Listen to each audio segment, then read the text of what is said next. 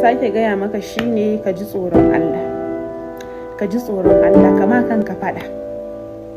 In ka ga laifina, kai ma ka dubi laifinka. Jama'a, in kun ga laifina ku dubi laifin shi. Me laifin shi? In za ka shirya da ex naka, sai ka fito midiya, kana da mata fa. Duk macen da take son ka dole ta yi kishi a kanka. Kishi halak ne ko a musulunci. Ɗauki tsohon bidiyon ka da nata na aure ka saka, dole in yi magana, ina matsayin matarka. Waɗanda ba su da aure ma suna faɗa akan namiji a waje, bare ni matarka ta sunna. Ka ji tsoron Allah, aure ba abun wasa bane.